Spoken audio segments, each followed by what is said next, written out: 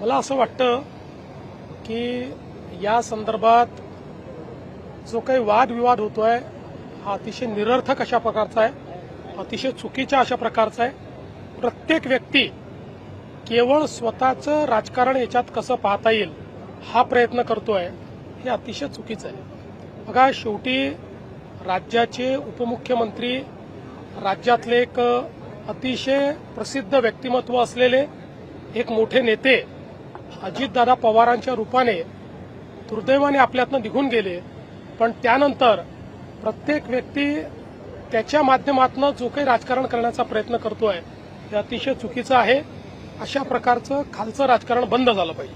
अशा प्रकारचं जे त्यांची कार आहे, SUV आहे, तिची फॅक्टरी इथे टाकते. ही इंटिग्रेटेड फॅक्टरी असेल ज्यातनं EV cars, next gen cars आणि त्यासोबत ट्रॅक्टर्स अशा दोन्ही गोष्टी असतील.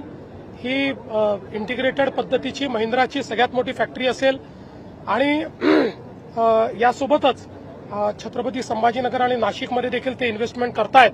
त्याचं अनाउन्समेंट त्यांनी केलं आहे. जवळपास 15,000 कोटीची इन्व्हेस्टमेंट आहे आणि 1600 एकर जागा आम्ही त्यांना देतो. यामुळे मोठ्या प्रमाणात एम्प्लॉयमेंट तयार होणार आहे. तसंच या ठिकाणी स्मेल्टिंगच्या क्षेत्रामध्ये चांगली इन्व्हेस्टमेंट झाली आहे. EV ऑटोच्या क्षेत्रात इन्व्हेस्टमेंट झाली आहे.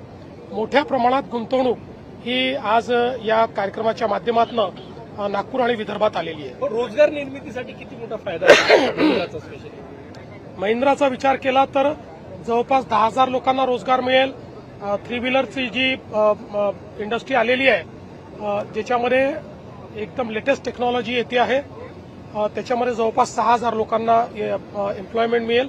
आणि तसंच इतरही बाकीच्या ज्या काही इन्व्हेस्टमेंट आलेल्या आहेत त्यातनं अजून 5,000 ते 6,000 लोकांना मोठ्या प्रमाणात एम्प्लॉयमेंट मिळेल. तुम्ही नवीन रेकॉर्ड केलेला काही मिनिटांमध्ये MOU करण्याचा रेकॉर्ड राज्य सरकारने केलेला आहे. विजेच्या स्पीडनं असा उल्लेख झाला त्यात.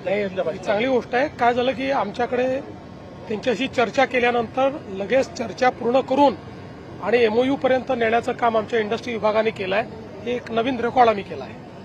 सुनील तटकरे यांनी खंत व्यक्त केली की सातत्याने पराभवाबद्दल मला जबाबदार धरण्यात येतं. त्याच दरम्यान शिवसेनेचे रामदास कदम यांनी त्यांच्यावर आरोप केला. अजित पवार गेल्यानंतर सुनील तटकरे यांनी गलिच्छ राजकारण केलं. शरद पवार यांना शह देण्यासाठी तटकरे यांनी वहिनींना शपथ घ्यायला लावली.